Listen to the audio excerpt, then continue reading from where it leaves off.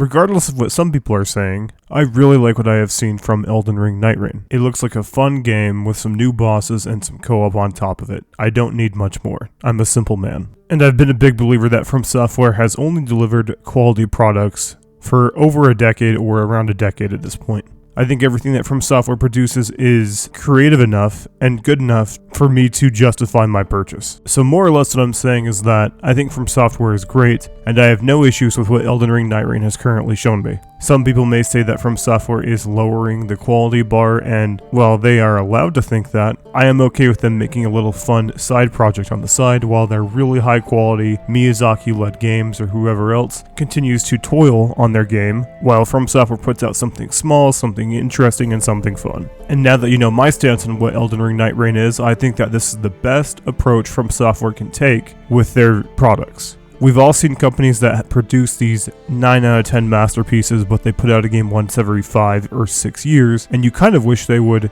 develop their really large masterpiece and put out something a bit smaller on the side, just because you know that the team you are thinking of is competent enough to try something like that. So this is where this video comes into play. I've been thinking about Elden Ring Nightreign a lot. It's my most anticipated game this year, and I have a little wish list of things I would like to see in the game itself. Okay, so first I want to talk about how Elden Ring Nightreign is going to be handling its reuse. I've been an avid believer that all reuse is not the same. Reusing an asset judiciously, as in not spamming the asset in every instance you can, versus using it with something like the Crucible Knights in Elden Ring is a good example of good and bad reuse. There's no doubt in my mind that Elden Ring itself reused some bosses poorly. For example, in Shadow of the Erdtree when we saw the Falling Star Beast. Even though we only saw one, I was kind of in the mood to never fight a Falling Star Beast again. But since it was just one, I don't really have an issue with that Falling Star Beast. Although if you take something like Godskin Duo, that in my opinion is just bad reuse. Those two clearly aren't designed to work together, they don't even have 2 health bars, it's just a bad fight. And since Elden Ring Nightreign is going to have all this reuse, how it handles its reuse is going to be one of the more important things in the game if I had to assume.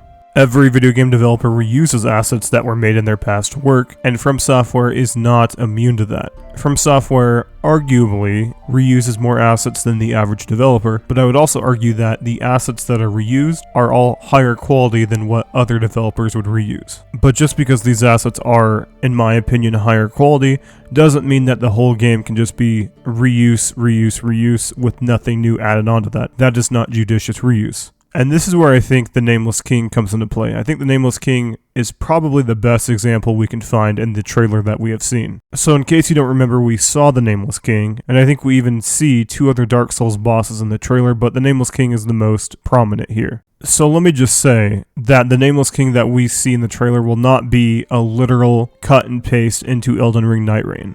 There is absolutely no way that Elden Ring Nightreign is a faster paced, roguelike experience where the whole point is to pick champions that are better than what we start out with in Elden Ring, because if From Software did do that, then the Nameless King would be slaughtered and he wouldn't stand a chance in Elden Ring Nightreign even if they adjusted his numbers. What I'm saying is that if From Software did do that, and he was a literal cut and paste, then maybe I would have issues with how they reused assets in this game. I'd kind of have to play it and see it to really levy my judgment though. But if I am correct, and they are going to rework the Nameless King, then I think that this is actually how From Software will produce a higher quality product. Now that may be a bit hard to understand because it doesn't seem like it makes sense. Some people think that reusing assets inherently lowers the quality because it's not fresh and unique, but with From Software reusing the Nameless King, they can rework part of the Nameless King with an already very solid foundation. I played Dark Souls 3 maybe 4 months ago for my video, and I can tell you that the Nameless King is still one of the best bosses in that game. So instead of making Elden Ring Nightreign and starting from scratch with every single thing they do, they can take what worked in the past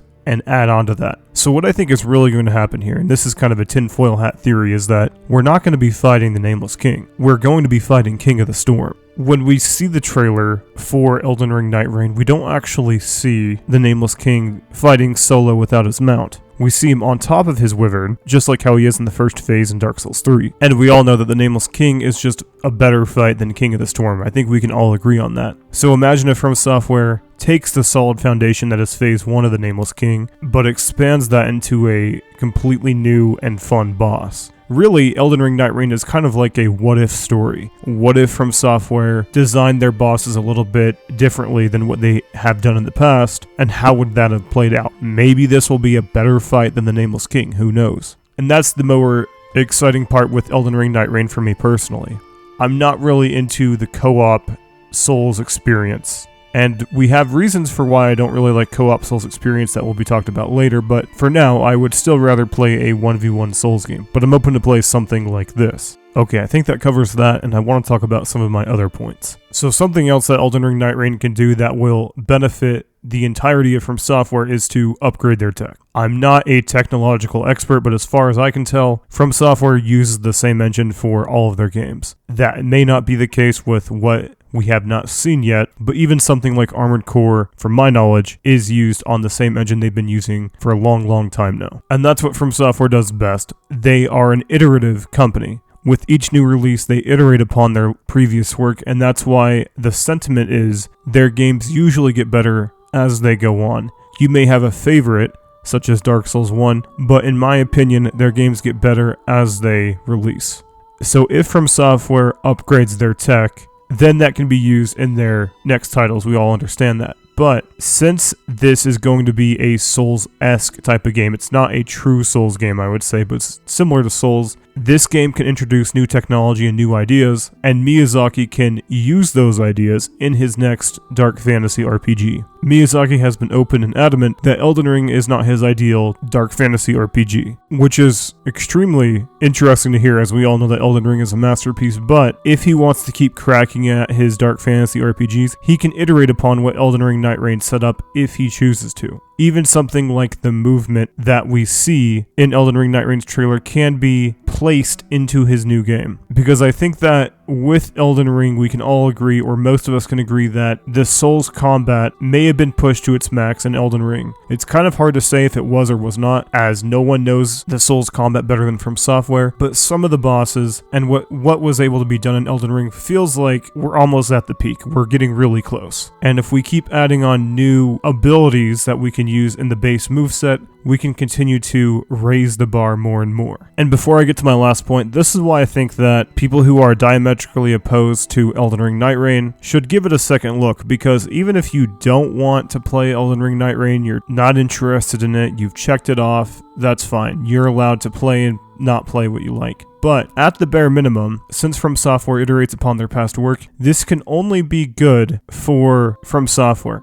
At the worst, Elden Ring Nightreign is a bad game and they just scrap whatever was made. They write it off as a interesting project that didn't work out, and they don't reuse anything that was ever done in that game. At best, From Software thinks that they developed some of the coolest technology in Elden Ring Nightreign, and that is the foundation for some of their future projects. The last thing I do want to say about From Software's technology, however, is that from a Google search, this game will not have crossplay, so your friend on Xbox and your friend on PlayStation couldn't play together, and PC players couldn't even be the happy medium between the two. And let me just say that's a real fucking disappointment, and it's pretty unacceptable in the year 2025. From Software is one of the most prestigious video game developers that we have right now, and the fact that we can't play with our friends in a co-op game is really disappointing if they're not on the same console or PC, such as yourself. I cannot express that point enough. I hope that when Elden Ring Nightreign comes out,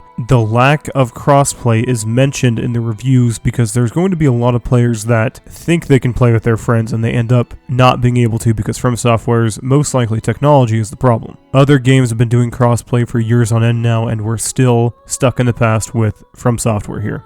I do have crossplay on this list just to notify people, and because hopefully they do patch that in one day. I kind of doubt it, but I'm a wishful thinker. And the last thing on this list here is to talk about fun reuses that I want to see. If this is a fun what-if story where we can see some of our favorite bosses buffed up and we can see them fight in a new light, I'm all for it. And I have a few bosses that I really want to see here. So I have Gale, because it's Gale and he's still one of my favorite bosses that From Software has ever made. I think that you can expand his lightning and his cape attacks while he's fighting with his sword, so all three players have something to worry about at any given moment. After that, I want to see an updated Ornstein and Smo. In fact, I want to see any good duo boss in Elden Ring Nightreign, because Elden Ring was such a disappointment with good duo bosses, and From Software didn't do a single good one. So I need to see a fun duo boss, just so From Software can remind me that they acknowledge and understand that they exist, because they didn't exist in Elden Ring. I also want to see Artorias. Maybe we can even see Artorias without a fucked up arm. Seeing him fight at his peak would be so goddamn fun, man. I have to see it. I need to see it. And finally, we can get a good Godskin duo. I've already talked about good duo bosses, but I think Godskin duo could work. It was just not done well in Elden Ring. But imagine a real boss that was designed to work together, and you can even have maybe Godskin trio. All of these ideas get me giddy, and I'm excited to see Elden Ring Nightreign. It is my most anticipated game this year, because we all know that Silk Song will not be coming out this year. Thank you for watching the video, and have a good day.